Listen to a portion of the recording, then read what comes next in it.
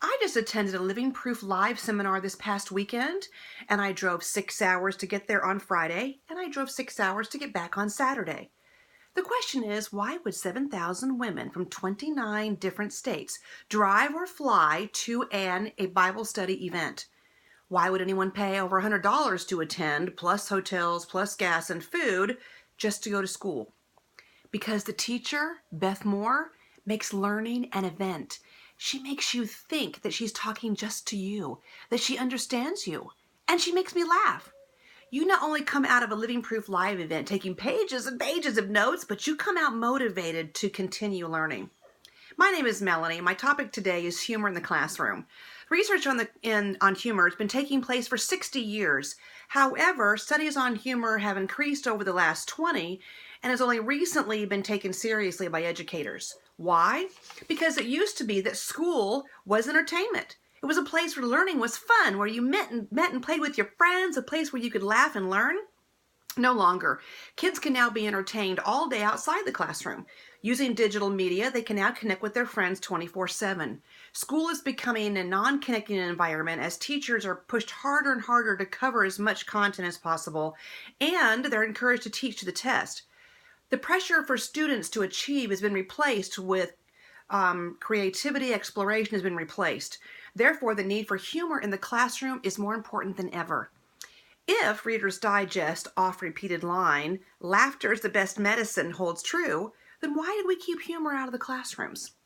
We're going to look at three things today. We're going to look at the research on humor.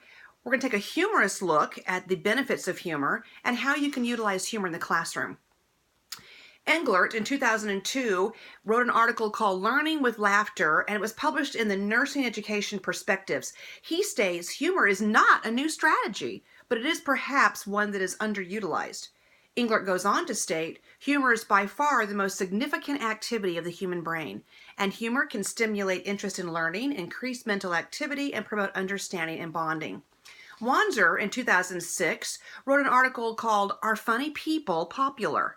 It was published in Communication Quarterly, and he states, humor leads to the creation of effective teacher learning environments and teacher-student relationships. Sylvester published a book in 2005 entitled How to Explain a Brain. He suggests that the frontal lobes of the brain are where problem-solving, decision-making, reasoning, and humor take place. He states that emotion is part of the reasoning and decision-making process and is critical to learning and memory. He goes on to state that emotions drive attention and attention drives learning. The National Education Association states, we're finding that humor actually lights up more of the brain than any other function in the classroom. In other words, if you're listening auditorily in a classroom, only a small part of your brain lights up. But humor maximizes learning and strengthens memories in the entire brain. If our emotions are at the core of learning, then the links between humor and optimal learning outcomes should be explored as a learning tool. Duffy and Jones published a book in 1995 entitled Creating Magic in the Classroom. They state that humor is a catalyst for classroom magic when all the education elements converge and teacher and students are both positive, excited about learning. Instructors can foster classroom magic through improved communications with students by possessing a playful attitude and a willingness to use appropriate humor. Kerr wrote an article stating in 1999 called Using Humor in the College Classroom. It was published in College Student Journal, says that humor may be even more important in dread courses where students have fears of success. For example, accounting, calculus, a foreign language, maybe even writing class because students are not proficient at writing. Ben Jellowen in 2009 states, humor when appropriately used is one of the possible tools to improve student learning experience. What makes research on this topic difficult, however, is that humor is really subjective. The definition of humor is that quality that makes something funny, amusing, or ludicrous. Wit, on the other hand, is the ability to make clever, ironic remarks, usually by perceiving the incongruous and expressing it in a surprising manner. The definition of funny is just because funny causes laughter. Humor is subject to students' background, however, their culture and their life experiences, so what one student may find funny, another student may not.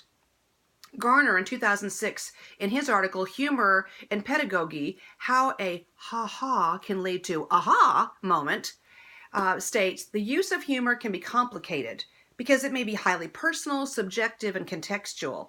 Everyone has a different perception of what humor is and what's funny to them. Thiel published a book in 2004 entitled Professors Are From Mars, Students Are From Snickers. And he states there's an old-fashioned distinction between being a comic and a comedian. One says funny things, the other just simply says things that are funny. Mary Kay Morrison, in her book, Using Humor to Maximize Learning, explains 5 reasons why people are afraid of using humor in the classroom. She calls it humor phobia, and I have a little diagram here that I'm going to show you that shows humor phobia.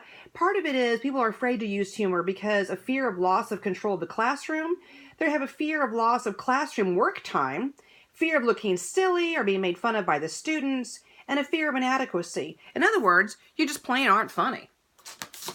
For those of you who don't see the humor in this lecture and have experienced some type of humor phobia, or just think you're not funny, I have something special just for you, and it's called Mirthium. It's copyrighted by Ronald Burke, PhD, and is manufactured by Burke Pharmaceuticals. It has been endorsed by actor Felix Unger from the television show The Odd Couple, who states, Oscar makes me take Mirthium every day before I go to work. Now, if you've been diagnosed with chronic humor impairment or just plain unseriousness, and you're not serious, or just plain seriousness, you need to talk to a humor professionalist. And what we're going to do is I'm going to show you that this Mirthium, which is the miracle drug for humor, how this works. So, it's based on 60 studies over 4 years, and the major benefits, according to Bejeluen, who wrote an article entitled Empirical Investigation of the Use of Humor in University Classrooms, he states that humor, or Mirthium, enhances learning, enhances memory, improves the quality of communication between students and professors, increases receptivity, reduces stress, and potentially improves students' grades. In Emmy Skinner's article, All Joking Aside, from Education Digest in 2010, he says that humor alleviates boredom, creates a positive learning environment, and maintains students' attention. Reiger, who wrote the article Energize Your Classroom with Humor, which you can find on Faculty Focus website, states that mirth increases motivation, enhances retention of new information, increases advanced problem-solving skills, encourages creativity and critical thinking, and decreases anxiety. Bonjour says in The Essence of Good Teaching Humor in 2011 that humor leads to attentiveness, makes learning fun, enhances motivation, dissipates fear, aids in conflict resolution, and is a tool for increasing group cohesion. Not only does Mirthium provide humor when you take this, it also has a laughter element that goes with it. The American Medical Association considers laughter as medicine. The physiological benefits are increases pain tolerance and threshold, improves mental functioning, alertness, creativity, and memory, allows better oxidation, releases endorphins, which is a natural painkiller, exercises facial, abdominal, and thoracic muscles, exercises the diaphragm, which massages the heart, and relaxes the muscles. However, all medication comes with a warning, and this one is no different. Just be aware that there are additional dangers with Mirthium.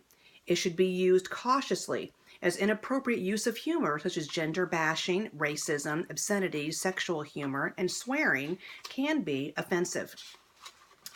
Now, for the dosage, all you need is 1 patch. It goes on your nose every 24 hours, along with a spoonful of applesauce, and you'll be able to laugh all day and all night. This is the #1 choice for professors, physicians, administrators, IT specialists, FBI agents, IRS auditors, and airport security personnel. And you have immediate results. There are no side effects with Mirthium. It goes with every medication. And if you have questions, be sure to call your humor professional at Mirthium today or visit www.mirthium.com. Now that you've been introduced to this special humor drug and observed how research supports the benefits of humor, how does one go about adding or utilizing humor in the classroom? As part of this lecture video, I've attached 2 additional sources from Michael Kerr, who's a professional consultant on humor in the workplace. One is a quiz on your humor style, and the other is a checklist of 40 different plus ways that you can increase your fun quotient in the classroom. Elias in 2015 states, in Using Humor in the Classroom, it's time for us educators to take humor more seriously. In all seriousness, studies over the past 40 years have shown that there are many benefits associated with use of humor in the classroom. Humor can be effective in enhancing learning by creating a positive emotional and social environment in which defenses are lowered and students are better able to focus and attend to the information being presented. Additionally, humor can serve as a bridge between educators and students by demonstrating a shared understanding and a common psychological bond. In closing, as the writer and author Lin Yutang puts it, this I conceive to be the chemical function of humor, to change the character of our thoughts. And as Bill Cosby has said, if you can find the humor in anything, you can survive it. I hope you've all been encouraged to spend a little more time finding the humor in life and transmitting some of that humor to others. Thank you.